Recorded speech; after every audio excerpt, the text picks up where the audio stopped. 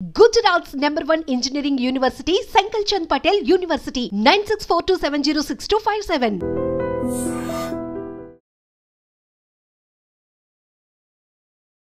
అందరికీ నమస్కారం. నా పేరు ధనుంజయరావు.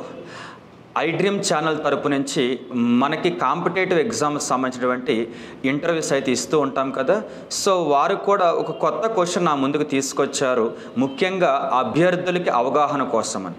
క్వశ్చన్ ఏంటంటే, అసలు తెలంగాణలో జీపీఓ నోటిఫికేషన్కి సంబంధించి ఏమైనా అప్డేట్స్ ఉన్నాయా లేదా ఏంటి అనేది. బేసికల్గా చాలా మంచి క్వశ్చన్. ఫస్ట్ ఆఫ్ ఆల్ మనందరికీ తెలుసు, డైరెక్ట్గా సీఎం గారు అండ్ డిప్యూటీ సీఎం గారు అండ్ మినిస్టర్ గారు కూడా ఏమని చెప్పారు మనతో అంటే, గ్రామ పరిపాలన ఆఫీసర్స్ జీపీఓ నోటిఫికేషన్ అనేది 10,900 పోస్టుతో ఇవ్వబోతున్నాం అని చెప్పారు. అయితే అందరికీ ఉన్న డౌట్ ఏంటంటే, అది విఆర్ఓ విఆర్ఐలతో ఫిల్ చేస్తారా లేదా అని. ఆ తర్వాత మనకి ఎలాగో గవర్నమెంట్ జీవో అయితే రిలీజ్ చేసింది. ఆ జీవో ప్రకారము వాళ్ళు చెబుతున్నారు ఏమని అంటే, గతంలో విఆర్ఓగా విఆర్ఏగా పనిచేసి విఆర్ఓగా చేసిన వారిని జూనియర్ అసిస్టెంట్లుగా వాళ్ళకి ప్రమోట్ చేసి డిఫరెంట్ డిపార్ట్మెంట్లో ఆల్రెడీ ఎలకేట్ చేసేసింది లాస్ట్ గవర్నమెంట్. అయితే ఈ గవర్నమెంట్ ఏం చెబుతుందంటే, విఆర్ఓ వ్యవస్థకి దానికే పేరు మార్చుకొని జీపీఓగా పునర్వైభవం తీసుకొస్తామని ప్రకటించారు. మరి అలాంటప్పుడు వీరంతా కూడా ఆ జీవో ప్రకారం విఆర్ఓ విఆర్ఏలతోనే రిక్రూట్మెంట్ చేస్తామని.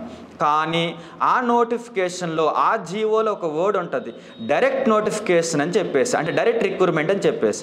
ఇక్కడ క్యాజువల్గా డైరెక్ట్ రిక్రూట్మెంట్ అర్థం ఏంటంటే, కన్ఫామ్గా కొన్ని పోస్టులు అంటే ఒక 100 పోస్టులు ఇస్తే అందులో ఒక 40-45 పోస్టుల వరకు డిపార్ట్మెంట్ టెస్టుల ద్వారా ప్రమోట్ ద్వారా తీసుకుంటే, మిగిలిన 50-55 పోస్టుల వరకు కూడా depends on notification, depends on demand, depends on government opinion, గతంలో పాటిస్తున్న నియమాలకు అనుగుణంగా ఒక 50 నుంచి 55 వరకు కూడా డైరెక్ట్ రిక్రూట్మెంట్ ద్వారా రిక్రూట్మెంట్ చేస్తూ ఉంటారు. అంటే నోటిఫికేషన్ ఇవ్వడం, అప్లై చేయడం, ఎగ్జామ్ కండక్ట్ చేయడం, సెలెక్ట్ అయిన వాళ్ళు మెరిట్ బేస్డ్గా పోస్టులు ఇవ్వడం. అయితే ఇక్కడ రెండు వర్డ్స్ కాన్ఫ్లిక్ట్ అయినాయి. డైరెక్ట్ రిక్రూట్మెంట్ అంటే అర్థం ఏంటి, నోటిఫికేషన్ ఇచ్చి ఎగ్జామ్ కండక్ట్ చేయడం. కానీ అక్కడ ఏం చెబుతున్నారు, విఆర్ఓ విఆర్ఏలతో ఫిల్ చేస్తామని. అయితే ఓవరాల్గా స్టిల్ ఇప్పటి వరకు అబ్జర్వ్ చేస్తే 10,900 పోస్టులలో విఆర్ఓగా వెళ్ళిన వాళ్ళు, అంటే విఆర్ఓగా ఉండి జూనియర్ అసిస్టెంట్గా వెళ్ళిన వాళ్ళు మరలా విఆర్ఓగా రావటానికి కొద్దిగా వాళ్ళు ఇంపార్టెన్స్ ఇవ్వడం లేదని చెప్పేసి మనకు అర్థమవుతుంది. ఎక్కువ మంది అయితే ఇంపార్టెన్స్ ఇవ్వడం లేదు. ముఖ్యంగా పెద్ద జిల్లాలు, అంటే ఎక్కువగా రెవెన్యూ అంశాలకు సంబంధించిన రన్ అయ్యే జిల్లాలు ఏవైతే ఉంటాయో వారికి మాత్రం రిటర్న్ అవ్వడానికి మరలా ఒప్పుకుంటున్నారు తప్ప, నార్మల్ విలేజెస్, నార్మల్ జిల్లాలు అటువంటి వాటిల్లో మాత్రం విఆర్ఓలు కాస్త ఇప్పుడు ఆల్రెడీ జూనియర్ అసిస్టెంట్లుగా చేస్తున్నారు. వాళ్ళు మరలా విఆర్ఓగా వెళ్ళడానికి మాత్రం ఇంపార్టెన్స్ ఇవ్వడం లేదనమాట. ఇది తీసేస్తే విఆర్ఏలుగా ఉన్న వాళ్ళందరూ కూడా మ్యాక్సిమం ఇంపార్టెన్స్ ఇస్తున్నారు జీపీఓగా వెళ్ళడానికి. అయితే మాకు కండిషన్ ఒకటి రాస్తుంది జీవోలు. ఏంటి కండిషన్ అంటే, క్వాలిఫికేషన్ ఉండాలని.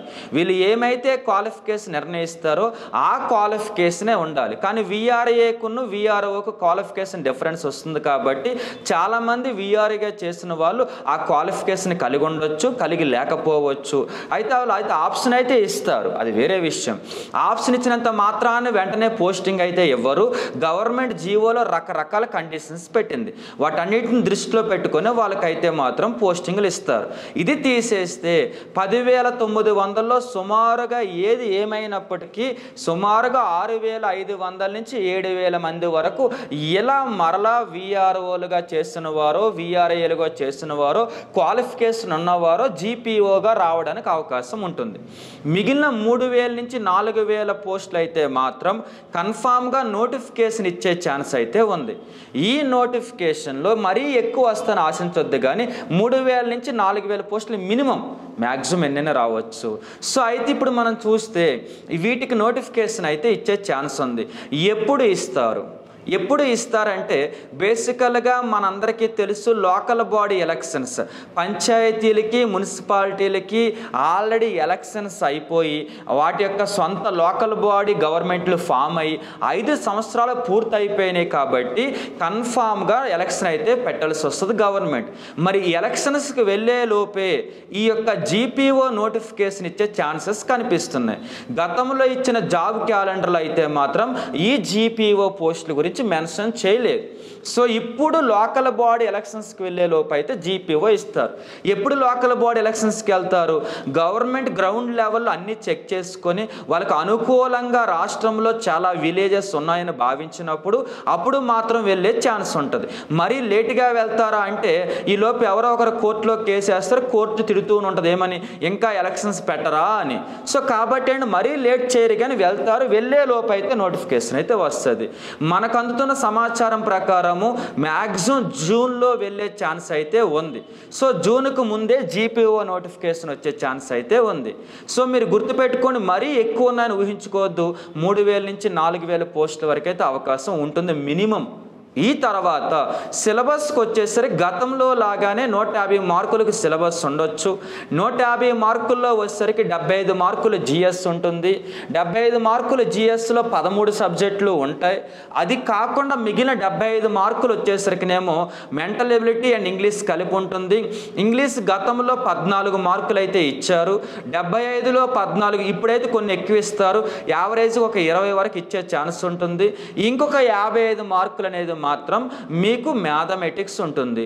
అందులో అర్థమెటిక్ రీజనింగ్ మాత్రమే ఉంటుంది. ప్యూర్ మ్యాథ్స్లో కేవలం ప్రోగ్రెషన్స్, పర్మిటేషన్స్, కాంబినేషన్స్ మాత్రమే ఉంటాయి. ఇది సిలబస్. మరి ఈ జాబ్ని డిసైడ్ చేసేది ఎవరు? జిఎస్ పేపర్ అయితే అస్సలు కాదు, ఇంగ్లీష్ అండ్ మ్యాథ్సే డిసైడ్ చేస్తుంది. మరి ఈ నోటిఫికేషన్ ఎవరికి ఫెచ్చింగ్ అయ్యే ఛాన్స్ ఉంటుంది? సిశాట్కి ప్రిపేర్ అయ్యే యూపీఎస్ యాస్పిరెంట్స్కి కానీ, బ్యాంకింగ్ యాస్పిరెంట్స్కి కానీ, అలాగే సిజిఎల్ ఎస్ఎస్సి యాస్పిరెంట్స్కి కానీ, రైల్వేస్కి ప్రిపేర్ అయ్యే యాస్పిరెంట్స్కి కానీ, ఎస్ఐపిసికి ప్రిపేర్ అయ్యే యాస్పిరెంట్స్కి కానీ ఫెచ్చింగ్ అవుతుంది. కానీ ఎస్ఐపిసికి ప్రిపేర్ అందరికీ ఫెచ్చింగ్ అవుద్ది అంటే కాదు. ఎందుకంటే రూరల్ వాళ్ళు ఎక్కువ మంది ఉంటారు కాబట్టి వాళ్ళు ఇంగ్లీష్ మ్యాథ్స్కి భయపడతారు కాబట్టి. మరి దీనికి ఉన్న ఒకే ఒక మార్గం ఏంటి అంటే ఎప్పటి నుంచే మ్యాథ్స్ని రోజుకి 4-5 గంటలు, ఇంగ్లీష్ని డైలీ 2 అవర్స్ చేస్తూ జిఎస్ కూడా కవర్ చేస్తే 100కి 99.9% జాబ్ వచ్చే ఛాన్స్ ఉంటుంది. నోటిఫికేషన్ వచ్చాక కానీ మీరు రంగంలోకి దిగితే ఇచ్చేవే 3 నుంచి 4,000 మినిమం పోస్టులు కాబట్టి ఇవి వీళ్ళందరూ సర్దుకుంటారు, మనం కూడా సర్దుకోవాల్సి వస్తుంది. కాబట్టి మీరు ఇప్పటి నుంచే మేలుకుంటే మీరు ఎక్కడ కోచింగ్ తీసుకుంటారో మీ ఇష్టం, మీరు ఎంత బాగా ప్రాక్టీస్ చేస్తారో మీ ఇష్టం. లాస్ట్ అండ్ ఫైనల్గా ఒక మాట చెబుతా, కోచింగ్ తీసుకున్నంత మాత్రాన జాబ్ రాదు. కోచింగ్ అనేది అవేర్నెస్ మాత్రమే.